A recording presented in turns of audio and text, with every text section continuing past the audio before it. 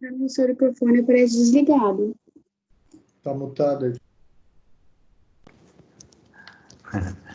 O Chaves falaria assim, ai que burro, dá 0 para ele. Obrigado por ter me avisado, tá? Mas, de fato, estamos sendo gravadas, vamos fazer as atividades, não só desafio nota máxima, como também as transversais e as atividades digitais. Nós teremos a parcial 2, a oficial 2 também. Provavelmente eu vou passar para vocês a parcial 2, a parte prática de todos os recursos, endereçamento, como se fosse ali para vocês pegarem e fazerem os modelos de cada peça que nós estudamos. Então, provavelmente eu vou passar essa tarefa da parcial 2 para vocês realizarem. Vai poder ser feito de forma digital, sem problema algum. A gente conversa mais a respeito disso daí, para eu, pelo menos, tratar de forma mais específica. Nós vamos continuar falando de recurso ordinário constitucional, vamos começar a falar dos recursos especiais, recurso especial e recurso extraordinário, só que eu vou terminar a aula uns 15 minutos mais cedo, 10, 15 minutos mais cedo, para eu ver quem são os acadêmicos que estão querendo a alteração da nota e fazer reclamação quanto ao lançamento das notas, tudo bem? Que o dia que eu lancei foi ontem, isso mesmo. Ontem eu lancei todas as notas de vocês, tá bom? Vamos dar seguimento, nós estávamos lendo o artigo 1027, alguém quer fazer algum comentário? Professor? Não? O senhor vai postar essa aula, o senhor disse que está gravando, vai postar essa aula quando? Olha, o procedimento é o seguinte, essa aula, ela já fica salva no meu e-mail do Outlook. Eu tenho que fazer o download desse e-mail, dessa gravação. Depois de feito o download dessa gravação, eu tenho que fazer o upload e depois eu compartilho no portal. Então, esse procedimento, ele é um pouquinho demorado, mas eu vou tentar fazer com pelo menos 7 dias de antecedência das avaliações. Na última semana de aula. Eu vou tentar fazer ali faltando para quem quiser acesso, só que eu não vou deixar, eu não sei se eu vou colocar tudo na unidade 1 e eu escrevo todas as aulas e vou colocando lá referente ao encontro 2, ao encontro 3, ao encontro 4, ao encontro 5 e deixo tudo no mesmo lugar, ou se eu vou encontro por encontro colocando na aula. Isso eu não decidi ainda. Eu estou pensando em colocar tudo na unidade 1, aula 1, tá? Ah, sim. Não, eu estou com problema de internet aqui em casa, então tá cortando muito a aula, aí eu quero poder rever essa aula. Eu achei que o senhor iria postar agora, por agora, mas sem problemas. Tá? O material nessa disciplina que nós estamos tendo, tudo que eu falo, eu estou postando no material aqui também, tá?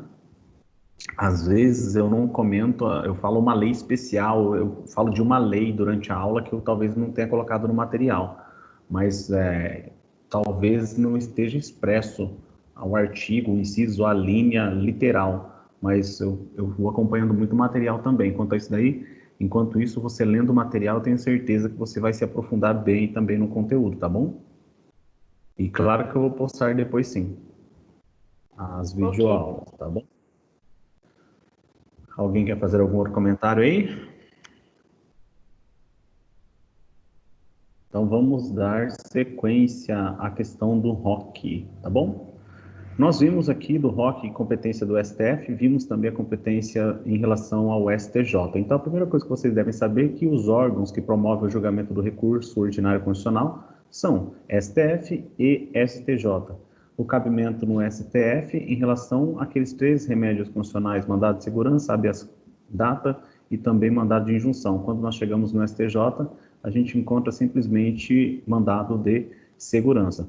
Uma outra diferenciação entre STF e STJ, a gente viu que no STF apenas tribunais superiores, sejam STJ, TST, TSE, STM, sejam esses todos. E quando a gente chega no STJ, é apenas do Tribunal de Justiça e do Tribunal Regional Federal. E sem prejuízo dessas diferenciações, a gente acaba encontrando que o julgamento deve ser em instância única e deve ser denegatória, tá bom? Então essas são as similitudes e as primeiras que eu falei são os aspectos contrários. Só que no resumo que eu acabei falando aqui em 1 minuto, tudo que a gente demorou um pouquinho para a gente saber a respeito durante a aula, ainda tem mais uma situação que é cabível o recurso ordinário constitucional, só que aí foge muito do que a gente viu até agora. Foge muito, muito, muito. E agora, então, nós vamos falar aqui do artigo 1027, inciso 2 do CPC. Vamos lá para o CPC, então? Olha só, artigo 1027, serão julgados em recurso ordinário, inciso 2, pelo Superior Tribunal de Justiça, a linha B. Aí vem um ponto bem diferenciador. Os processos em que forem partes, de um lado, Estado estrangeiro ou organismo internacional e, de outro lado, município ou pessoa residente ou domiciliada no país. Cadê o remédio constitucional? Cadê a gente falando em mandado de segurança? Cadê a gente falando em habeas corpus? Cadê a gente falando, brincadeira, hein? Mandado de injunção, habeas data? Aqui não está falando a natureza. Até agora nós tínhamos um requisito, e esse requisito que a gente pode acabar chamando ele... Um segundinho. É um requisito que ele chama secundum eventum litis, significa que de acordo com o resultado. Então, somente quando a decisão fosse denegatória é que a gente fosse falar a respeito nesse inciso 1 do STF e nesse inciso 2, a linha A, para o STJ, quanto ao recurso ordinário constitucional. Aí agora a gente chega no inciso 2, a linha B, que fala os processos em que forem partes, de um lado o Estado, o organismo internacional, e do outro lado forem o município ou pessoa residente ou domiciliada aqui no Brasil, no país. Aqui a gente não está falando que tem que ter uma decisão denegatória, etc. Não está falando nada disso daqui. Não está colocando que tem que ser um mandado de segurança nem nada. Tá? Aqui simplesmente está falando em relação a quem são as partes, envolvendo um Estado estrangeiro, envolvendo uma entidade, um organismo internacional, que a gente pode falar, por exemplo, a ONU, né? Falando qualquer desses organismos, órgãos internacionais que não são estados, a gente pode acabar colocando, então, a competência para julgamento em grau aqui que a gente vai ver de recurso, porque é um recurso ordinário constitucional, para o STJ, não vai para o STF. Mas vamos lá. Parágrafo 1º. Nos processos referidos no inciso 2, a linha B, que é isso que eu acabei de ler, contra as decisões interlocutórias, caberá agravo de instrumento ao Superior Tribunal de Justiça nas hipóteses do artigo 1015. Tá bom? Então, aqui, basicamente falando das decisões interlocutórias em processos que envolvam estados estrangeiros, organismos internacionais, nessas situações aqui cabe agravo de instrumento nas hipóteses já elencadas no artigo 1015, que nós fizemos a leitura na aula passada, sem prejuízo de tudo que nós falamos também a respeito, quanto ao posicionamento do STJ a respeito, tá?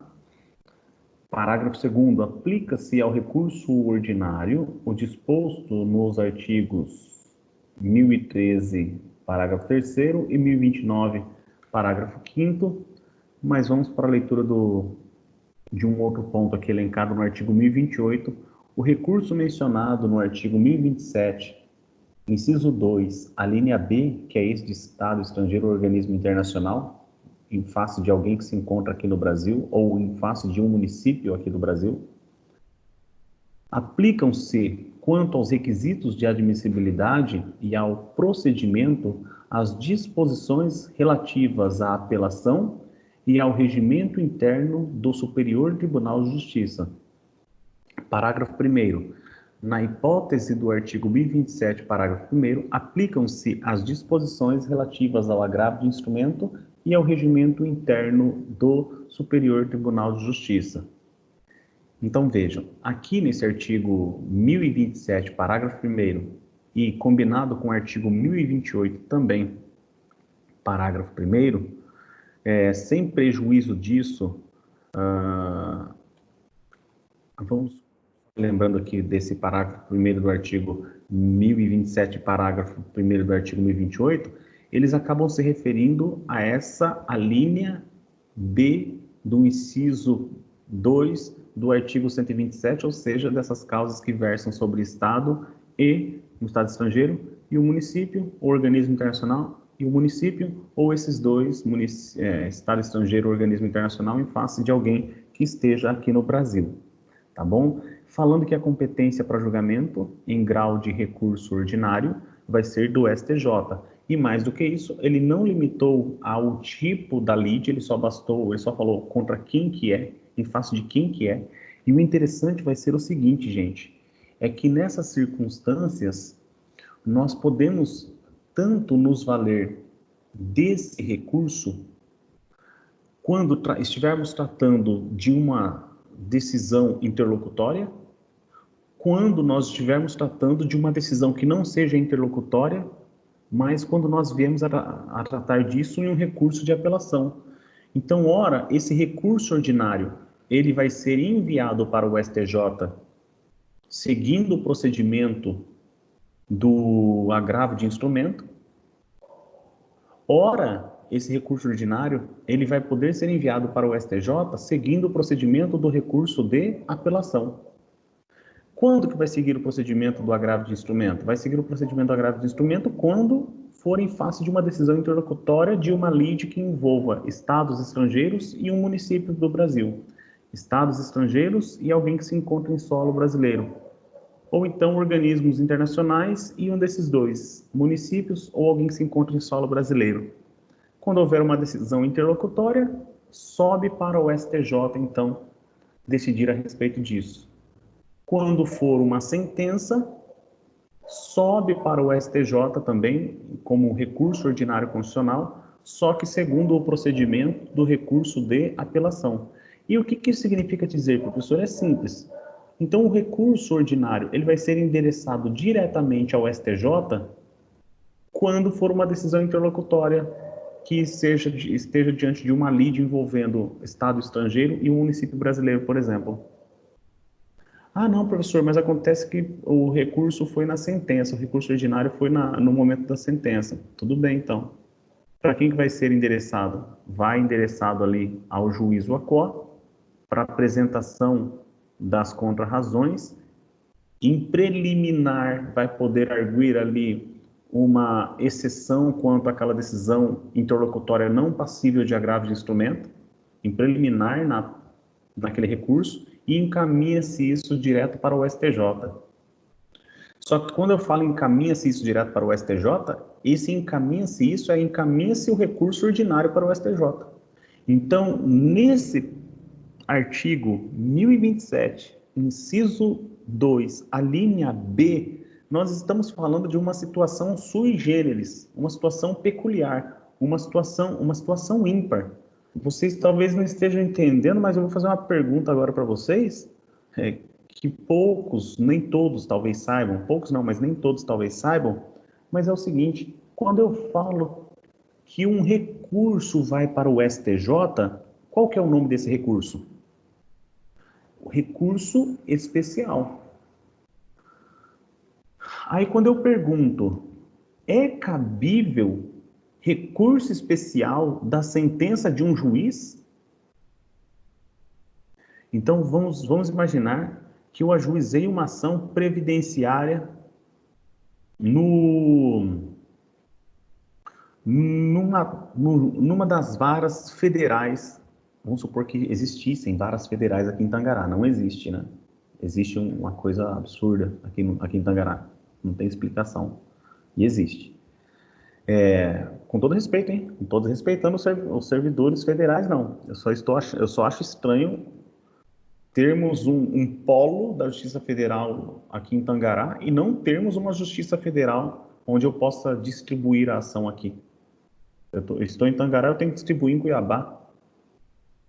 E aí existe uma organização que traz audiência para cá. Uma coisa bem que eu nunca tinha visto.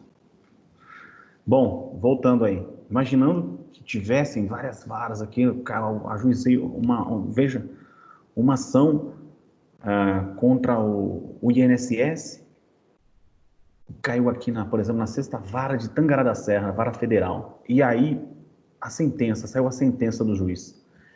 E aí, contra essa sentença do juiz, eu posso me valer de um recurso especial para o STJ? E a gente vai estudar o recurso especial na sequência dessa aula aqui, e a gente vai ver que recurso especial, ele não vai ser possível uma decisão de um juiz singular, em face de uma decisão, de uma sentença. É cabível ali o recurso especial quando estiver diante de um acórdão de um tribunal, tá? Vou falar também do recurso extraordinário. Não existe sair uma sentença, recurso extraordinário. Não existe sair uma decisão interlocutória em primeiro grau e eu falar de recurso especial. Não existe isso. Quando eu falo que eu vou provocar o Poder Judiciário, eu provoco o Poder Judiciário depois de esgotadas todas as vias, inclusive no tribunal. Essa é a regra. Eu tenho que esgotar todos os recursos cabíveis para eu provocar o STJ. Aí fui no juiz singular, cheguei até o Tribunal de Justiça, recurso ali, um agravo interno, me falei de um agravo interno, foi para o colegiado, um acórdão, poxa, aí beleza, tem um acórdão aqui pelo colegiado, desse acórdão, então eu posso me valer de um recurso especial para o STJ. Por que eu comento a respeito disso? Porque a gente está diante de uma situação aqui no recurso ordinário constitucional, repetindo, voltando, né? Recurso ordinário constitucional, nós estamos numa situação em que, em um agravo de instrumento, eu levo um recurso ordinário para o STJ, de um juiz singular. Quem que vai julgar uma causa que esteja tratando de um Estado estrangeiro? Se tem um Estado estrangeiro em relação ao município, se tem um organismo internacional em relação a um município, em relação ao particular aqui, gente, olha só, olha a importância disso. São questões internacionais. Dentro de questões internacionais, o foro, o juízo, não vai ser um juiz estadual, vai ser um juiz federal. Porque envolve uma relação internacional em relação a um ente particular, um ente estatal aqui do nosso estado, um município, ou então uma pessoa que se encontra, mas em relação a uma entidade estatal estrangeira. Então, diante dessa importância, eu vou falar que o juiz singular vai ser um juiz singular da esfera federal. Não vai ser um juiz estadual, a não ser dentro dos regramentos também que, inexistindo justiça federal, vai se aplicar a regra de competência, pode ser atribuído, tem que ser atribuído, inclusive legalmente para um juiz comum essa competência, senão vai para a vara federal mais próxima, né? Mas não vamos adentrar nisso agora. Então, é nessa circunstância, quando eu falo de uma lide que envolva esse Estado estrangeiro, esse organismo internacional em face de um município, ou em face de alguém que se encontra em solo brasileiro, em território brasileiro, eu estou falando que a vara competente vai ser a vara federal. E, por incrível que pareça, um juiz federal, ele emitindo decisões interlocutórias e ele se valendo de uma sentença contra ambas as situações, vai ser possível que haja um recurso ordinário constitucional. Só que nessa ocasião, o recurso ordinário constitucional, ele vai ser encaminhado não para o STF, ele vai ser encaminhado para o STJ, quando envolver essas partes. E se for eu aqui me valendo de uma questão previdenciária de um cliente particular meu, em relação ao INSS, eu posso me valer de um recurso ordinário constitucional? É claro que não. É óbvio que não, porque eu só vou poder me valer conforme a previsão legal. E a previsão legal fala o seguinte, a previsão legal fala que os processos que forem partes, de um lado o Estado estrangeiro ou organismo internacional, e de outro lado o município ou pessoa residente ou domiciliada no país. Então, por essa força legal, essa única previsão legal e exigida, então, que essas partes sejam essas, que sejam o Estado, o organismo internacional em face de um município ou em face de alguém localizado, situado em território brasileiro, então são requisitos necessários para que esse juiz federal, ele acabe tendo o julgamento da lide que envolve essas partes. E recurso ordinário constitucional só vai ser possível se for essas partes aqui. E conforme a gente viu aqui, gente, é cabível tanto seguindo o procedimento de um agravo de instrumento, como também é possível seguindo o procedimento de um recurso de apelação. E o interessante é que, seguindo o procedimento de um agravo de instrumento, a competência desse ROC vai ser endereçado diretamente para o STJ. E, seguindo o procedimento do recurso de apelação, a outra parte vai ser chamada a apresentar contrarrazões e depois vai ser levado para o juízo de admissibilidade lá também no STJ. Outra característica, seguindo o procedimento do recurso de apelação, apenas aquele quantum que eu estou discutindo, então se eu pedir A, B e C, e no final das contas eu apenas quero recorrer em relação a B, somente esse ponto que eu impugnei é que vai ser apreciado no STJ. Então, também, esse efeito ali acaba sendo seguido, né? Não só o efeito devolutivo, mas também esse efeito, o nome dele até é desobstrutivo.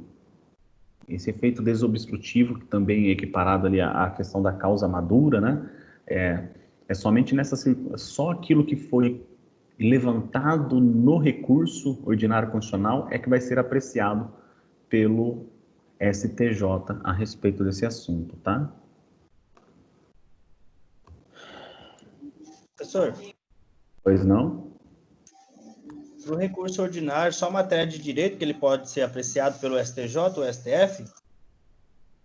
Nessa circunstância difere. Nessa circunstância difere.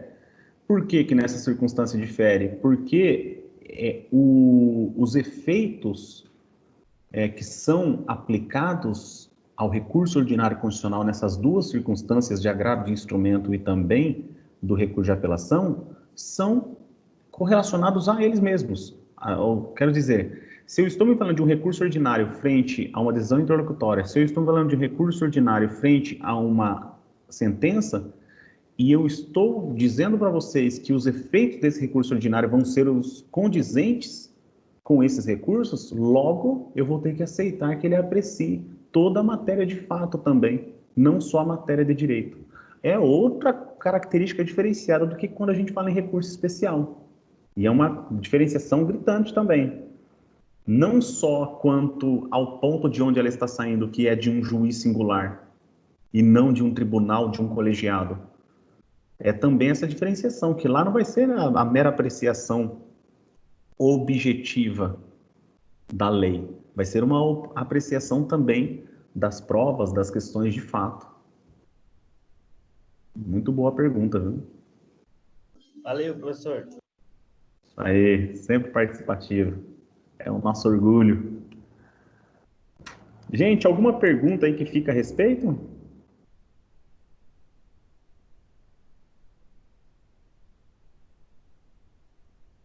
Eu não poderia nem finalizar sem comentar isso com vocês. Gente, eu falei para vocês que aplicam os efeitos do recurso. Qual que é a diferença gritante entre recurso de agravo de instrumento do recurso de apelação? É aquela diferença gritante, mas não vamos falar que a diferença é uma é decisão interlocutória e a outra é sentença, tá? Não é essa a diferença, não.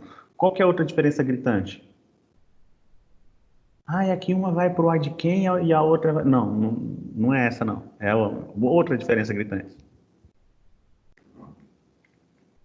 Essa outra diferença gritante é o seguinte: qual dos dois recursos, o agravo de instrumento ou o recurso de apelação, que ele ex lege, por força de lei, ele já tem efeito suspensivo?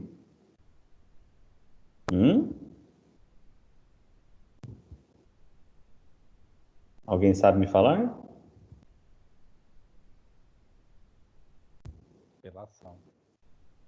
Apelação. O recurso de apelação já tem efeito suspensivo por força de lei. Quando nós falamos em recurso ordinário constitucional, mesmo eu falando que tem esses efeitos do recurso de apelação, quando estivermos diante de uma sentença, não vai haver o efeito suspensivo imediatamente, tá? Não vai haver. Só que, claro, a pessoa, dependendo da circunstância, ela pode solicitar, sim, o efeito suspensivo já no recurso ordinário constitucional. Periculum in mora, sabe? Fumus boniuris, vai levantando ali as teses necessárias ali para conseguir um efeito suspensivo.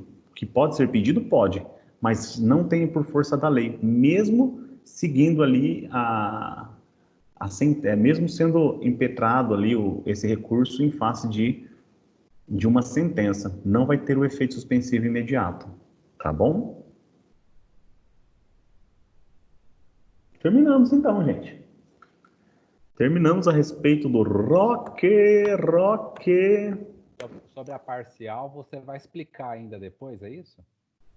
A parcial eu acho que eu vou até postar no portal. Eu vou sempre me valer daqui para frente da unidade 1, ali na pré-aula, aula, pós-aula, provavelmente eu vou ficar colocando tudo na aula, e para que não haja nenhum tipo de o professor falou na aula essa coisa, o professor falou aquilo, não, o professor falou daquele jeito, eu vou escrever, eu vou criar, né, um material e colocar lá, por exemplo, parcial 2.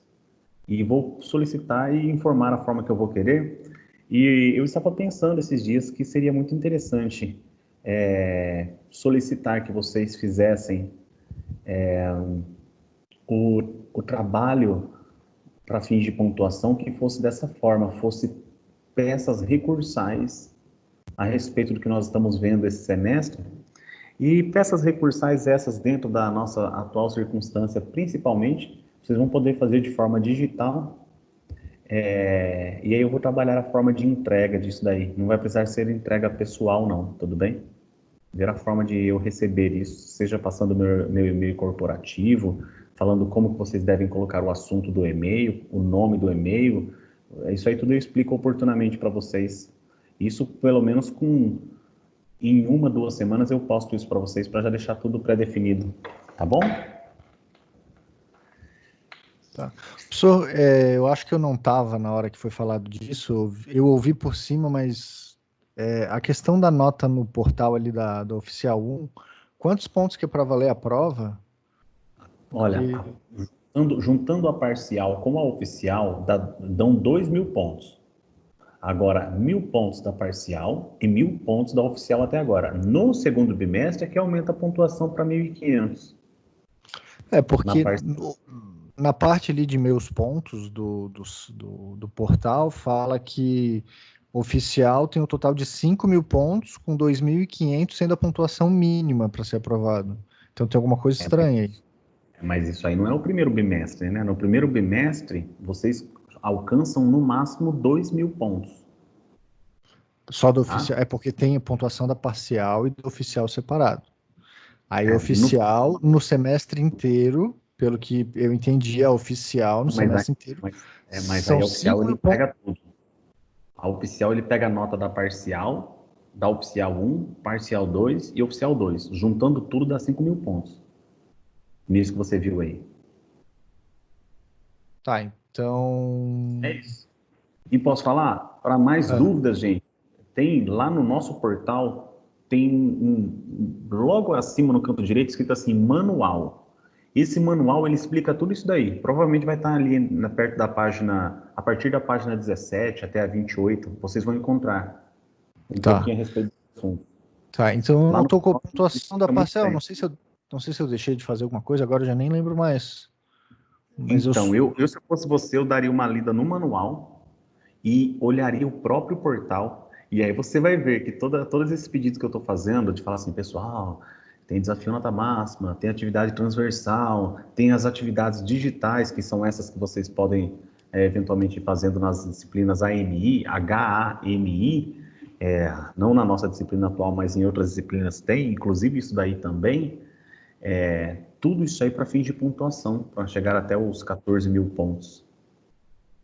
Tá? Então, se eu fosse vocês, até quem está escutando aqui, gente, vão lá para o manual, dá uma relida, até porque vai servir não só para essa disciplina, mas para as outras disciplinas também, porque, gente, o que tem de pontuação de atividades digitais que vocês podem alcançar, que você sabe aquela questão de o professor é maldoso, o professor para conseguir nota com ele é difícil demais, não sei o que lá, não sei o que lá. Hoje em dia, a pontuação do professor você mesmo conseguindo uma pontuação mínima do professor, se você tiver bem de pontuação nas atividades digitais, você, não estou menosprezando, mas eu quero dizer que você passa de ano sem dificuldades com o professor presencial, a exemplo de mim, eu que estou aqui, tá? O que foi a parcial 1? Porque eu pelo jeito, estou sem pontuação nenhuma no portal disso. Tá, Vamos fazer o seguinte, eu vou só passar mais um pouco aqui do conteúdo e eu termino ali faltando uns 20 minutos, já que tem não é só você, tem algumas pessoas com dúvida aí Tá, quanto aos eu achei que já parciais. tinha acabado. Eu achei que já tinha acabado. Beleza. Ah, terminei mesmo. Recurso ordinário constitucional, eu acabei com esse conteúdo agora, de fato. Terminei mesmo. Vamos agora para a gente estudar as regras do recurso especial e as regras do recurso extraordinário. Tá bom? Então anotem aí no caderno que a partir de agora nós vamos estudar recurso especial e recurso extraordinário. Recurso especial e recurso extraordinário.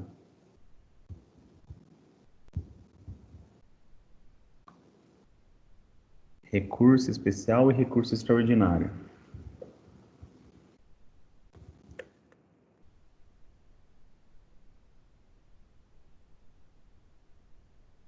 Primeira coisa que vocês devem saber. Recurso ordinário e recurso extraordinário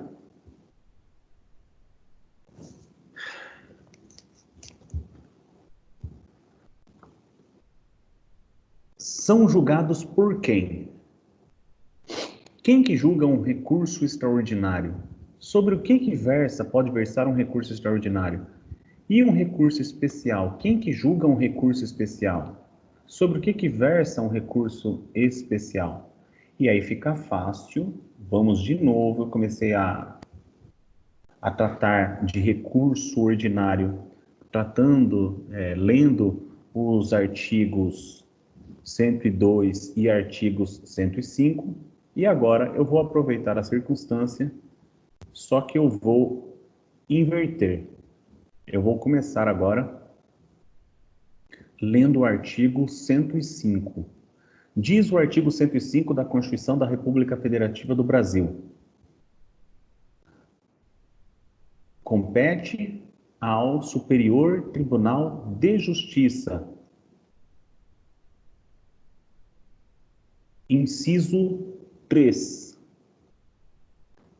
julgar em recurso especial as causas decididas em única ou última instância pelos tribunais regionais federais ou pelos tribunais dos estados, do Distrito Federal e territórios, quando a decisão contraria. Depois a gente lê o que essa decisão tem que contrariar. Agora, acabei de ler para vocês o artigo 105, inciso 3, falando do STJ, e eu disse para vocês que vai caber ao STJ em grau de recurso especial. Então, veja, quem que é competente para julgar o recurso especial? STJ. Primeira coisa que vocês devem memorizar, então, a quem compete o julgamento de um recurso especial? O STJ é quem faz o julgamento. Quer dizer, eu me lembro muito bem, eu tinha sido aprovado no exame da ordem que eu tinha prestado. Minha mamãe falou assim: filho, eu vou te dar de presente a primeira anuidade. Eu falei: mãe, o preço da primeira anuidade da OAB aqui no estado de São Paulo é praticamente o preço da pós-graduação. Paga para mim a pós-graduação, mãe. Aí ela falou assim: ô meu filho, estou tão feliz por você que eu vou pagar sim. Aí foi lá, né? E pagou a minha pós-graduação. E aí passou um ano e pouco, praticamente 2 anos. E eu falei assim: vou me inscrever na OAB, porque não estou ganhando dinheiro, né? Vou me inscrever na Ordem dos Advogados do Brasil. E indo lá na Ordem dos Advogados do Brasil para fazer aquele juramento, etc., né? Para pegar a carteira. E eu encontrei com um advogado lá e ele falando do recurso especial. Porque olha só, a dificuldade do recurso especial. Naquele tempo não era assim digital que nem hoje não, tá, gente? Isso aí eu tô lá em 2009, 2010 lá. Que dificuldade, recurso especial, por conta disso, daquilo. Eu falei: nossa, meu sonho é chegar no seu nível, de estar diante, de ficar me valendo de recursos especiais, chegar até esse tribunal, né? Que honra, que inveja, entre aspas, né, que eu sinto do senhor. Aí nisso, o meu primeiro emprego, fui colocado para trabalhar com 940 ações. para defender o Banco do Brasil, do estado de Goiás e do Mato Grosso do Sul, dessas regiões.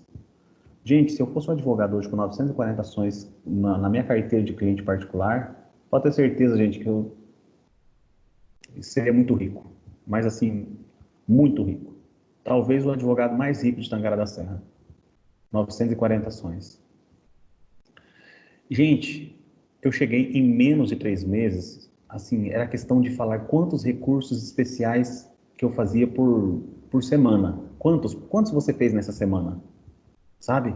Era muito. Era recurso inominado, recurso de apelação, contra-razões, era assim, ó, 5, 6 por dia. Então era muito comum. Mas eu comento a respeito disso para vocês, só para mostrar que é interessante vocês saberem que quando a gente fala em recurso especial, o recurso especial basicamente é aquele que defende a lei federal e ele é dirigido para o STJ. E a gente tem que diferenciar o recurso especial do recurso extraordinário, justamente porque quando nós falamos em recurso extraordinário, esse é endereçado para o STF. E ao passo que o recurso especial é direcionado ao STJ, porque o STJ é o rei da interpretação de uma norma federal. Então, quem que é aquele tribunal que fala assim, a respeito disso é comigo mesmo, a respeito desse assunto sou eu quem julgo? Eu sou o bam nesse setor. A respeito de lei federal, é o STJ. Professor, como assim? Gente, quem que vai interpretar a respeito de Código Civil? STJ. Quem que vai fazer a correta interpretação a respeito de direito penal, a respeito de direito processual civil, direito processual penal? Gente, lei federal, aquela que passou pelo processo legislativo, Câmara dos Deputados, Senado Federal, sanção do presidente da República, promulgação, vacatio legis e então entrada em vigor, toda lei federal que passa por isso, gente, o responsável pela interpretação dela é o STJ. Isso dentre outros assuntos que a gente vai continuar trabalhando. Então, é muito interessante, eu estou com um cliente aqui tratando de uma previdência privada e a parte que sucumbiu na ação que foi ajuizada pela minha cliente, que eu assessorei ela,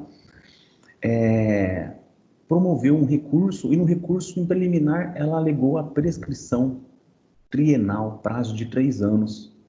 E o STJ deu a posição falando, olha, essa situação jurídica de previdência privada, numa ação de obrigação de fazer, aquela que haja um descumprimento contratual, o prazo prescricional é de 10 anos.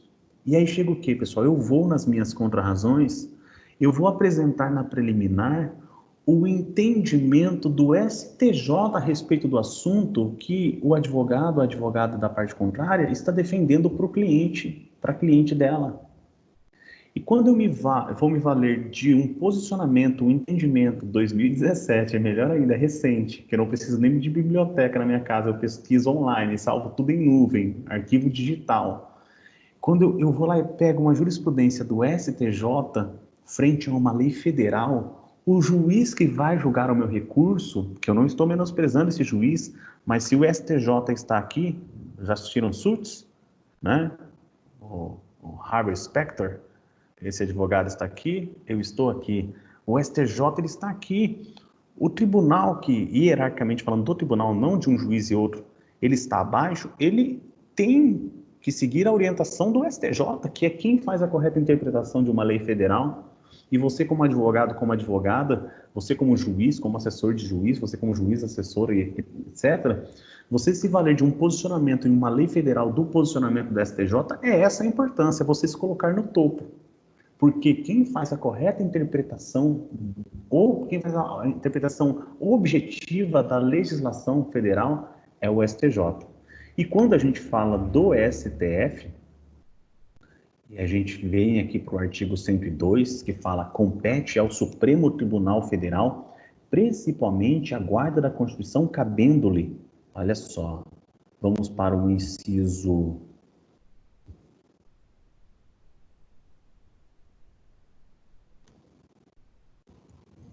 O inciso 3 fala assim: julgar, mediante recurso extraordinário, as causas decididas em única ou em última instância quando a decisão recorrida, olha só, a linha A, contrariar o disposto nesta Constituição. E lá no artigo 105, parágrafo 3º, a linha A,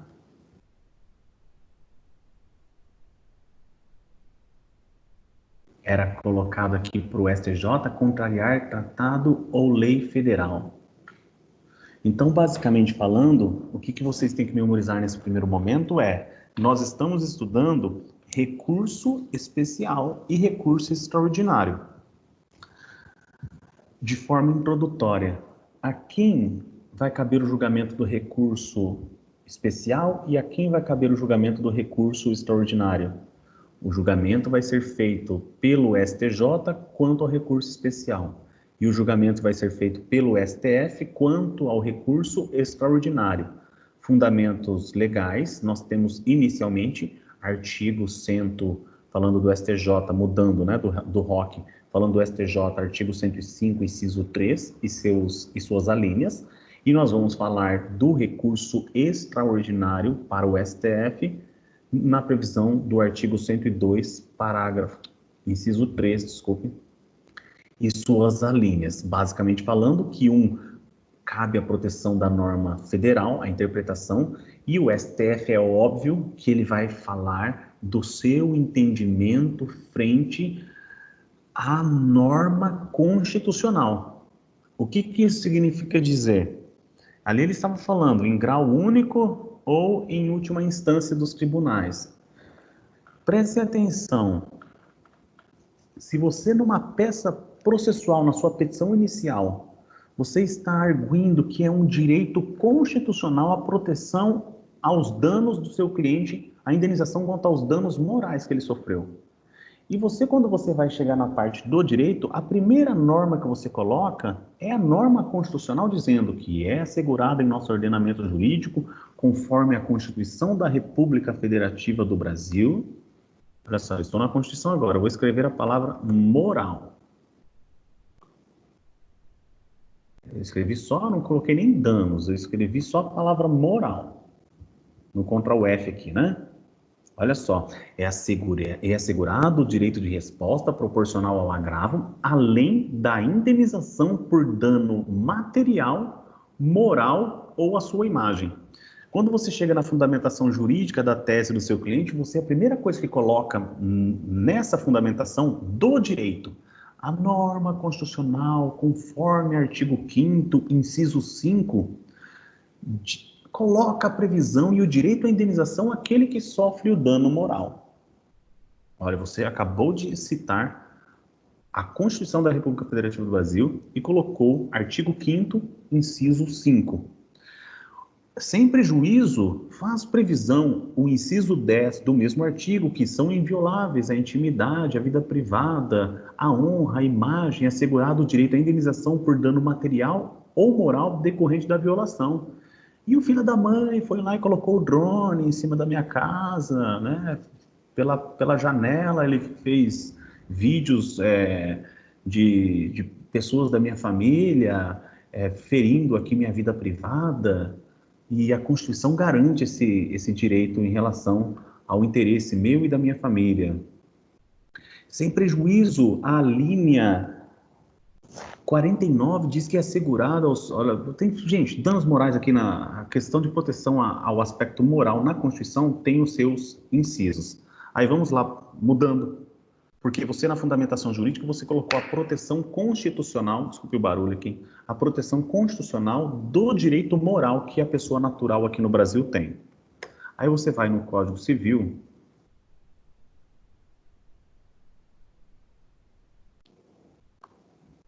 Eu vou fazer a mesma coisa, eu vou abrir aqui o Código Civil. Escrever a palavra moral.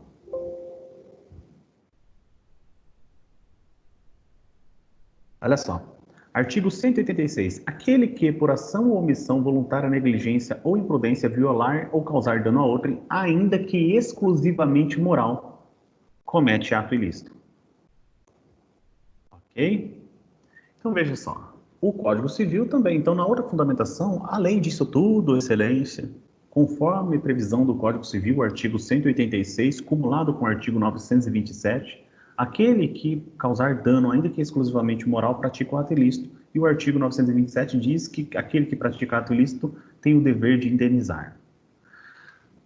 Você foi lá, ajuizou a sua ação tramitou, a parte contrária foi citada, apresentou contestação, você apresentou impugnação, foi aberta a oportunidade de produção de prova, vocês solicitaram a produção de prova, inclusive prova pericial foi produzida, chegou o momento da audiência de instrução e julgamento, testemunhas foram escutadas, vocês não chegaram à conciliação, chegou o momento da sentença, e o juiz, no momento da sentença, fala, não reconheço o dano moral. Aí você fala para o seu cliente, fala, olha, a gente apresentou psicólogo, sabe? Prova pericial de como que estava lá as suas atividades, né? Você está uma pessoa hoje, né? Uma perturbação, né? Ali, uma pessoa muito, né? Que não se acalma mais por conta daquele ocorrido. Não, tem chance grande. Vamos reformar essa sentença no tribunal. E você apresenta o recurso de apelação e você coloca assim, dá preliminar. Foi defendido, do pré-questionamento, na verdade. Foi defendido na peça inicial, tanto o artigo 5º, inciso 5, inciso tal, como também o artigo 186 e 927 do Código Civil. Artigos esses que são pré-questionados aqui, porque eles merecem ser respeitados numa situação como essa. E aí você vai lá e defende isso também no tribunal, o seu recurso é recebido, vai para o colegiado e todos eles acompanham o voto do relator. E no voto do relator, o que acontece? Eles acabam falando assim, não teve dano moral, não reconhecemos o dano moral. E você chega para o seu cliente e fala assim, ô cliente, nós podemos tomar duas medidas aqui, ó. Embora a regra do processo civil diga que contra uma decisão apenas um recurso é cabível, unicidade contra uma decisão, seja ela sem força de sentença, uma interlocutória, ou seja ela com força definitiva, uma sentença, apenas um recurso cabe. Mas nessa circunstância aqui, meus amigos, vocês podem chegar para o cliente de vocês e falar o seguinte, olha, desse acórdão aqui cabe dois recursos. O primeiro recurso é o recurso especial para o STJ, falando que o artigo 186 e o artigo 927 foi desrespeitado pelo juízo de primeiro grau e pelo juízo de segundo grau. E também, meu caro cliente, minha cara cliente, nós podemos nos valer do recurso extraordinário dizendo que eles desrespeitaram o inciso 5 da Constituição da República Federativa do Brasil, que diz que há a possibilidade do dever de reparação quanto aos danos morais. Só que quando você faz o recurso especial, você não vai ficar citando o artigo 5º da Constituição e o inciso 5. Quando você faz o recurso especial, você vai citar o artigo 186 e o artigo 927. Houve o desrespeito da lei federal. Esse artigo e esse artigo. Quando você vai se valer de um recurso extraordinário, você não vai ficar citando o artigo 186 e o artigo 927 do Código Civil. Você vai citar o artigo 5º, inciso 5 da Constituição da República Federativa do Brasil, e vai falar que o tribunal não deu a correta interpretação da Constituição e que a norma constitucional ela merece, ela deve ser respeitada. Porque não faria sentido nenhum você tratar de uma lei federal e falar para o STF dar a correta interpretação de uma lei federal, que quem tem que dar a correta interpretação para uma lei federal é o STJ. E vice-versa, não faz sentido você ficar falando de normas constitucionais para o STJ, sendo que quem tem competência para falar da correta interpretação da Constituição é o STF. Ok? Basicamente falando, claro que tem muito mais informações e eu vou trabalhar falando de recurso especial e recurso extraordinário na mesma aula, em conjunto. Tá? Eu não vou falar assim, primeiro o recurso especial, depois o recurso extraordinário. Eu pensei em falar primeiro de um, depois do outro, mas eu acho que vai ser mais condizente a gente trabalhar com os dois ali ao mesmo tempo, porque eles são muito similares, apenas diferenciando qual que é o seu objeto de apreciação. Eu entendo que nessa parte introdutória, falando da diferenciação desses recursos, eu acabei colocando bem na cabeça de vocês quando que um vai ser cabível, para quando, para quem, qual vai ser o juízo do julgador, para a diferenciação desde já, que recurso extraordinário é para STF e recurso especial é para STJ, para nunca mais vocês esquecerem a respeito disso. Só para finalizar a aula de hoje, antes de eu ir para as questões aí do lançamento de notas, o Código de Processo Civil, ele no seu projeto, inclusive aprovado para entrar em vigor, ele tinha colocado que o juízo de admissibilidade do recurso especial e do recurso extraordinário seriam feitos nos tribunais. Significa dizer que não seria feito ali pelo presidente da Câmara de Recursos do Tribunal. Só que aí o STF e o STJ reclamaram muito com o Congresso Nacional, dizendo que o serviço do STJ e do STF passaria então a ser apenas o de juiz de admissibilidade, frente ao número de recursos especiais que existem e o número de recursos extraordinários que também existem. Que se fosse para o STF e para o STJ ficar fazendo juiz de admissibilidade, então eles parariam de exercer até a função deles, só ficariam no juiz de admissibilidade e nunca conseguiriam, ou então haveria um monte de prescrição, né? E aí, antes mesmo da entrada em vigor, uma nova legislação surgiu e substituiu que o juiz de admissibilidade em caso de recursos especiais e recurso extraordinário não serão feitos mais pelo órgão ad quem, ou seja, pelo STJ e pelo STF. Vai ser feito pelo Tribunal de Justiça ou vai ser feito pelo TRF, Tribunal Regional Federal. Tá bom? Professor, Pois não. Para aplicar o recurso extraordinário, tem que exaurir as vias ordinárias? Sim. Em ambas as circunstâncias, eles devem exaurir as vias originárias. Esse é o requisito básico, né? Dos dois recursos. E não só isso, tá? E não só isso.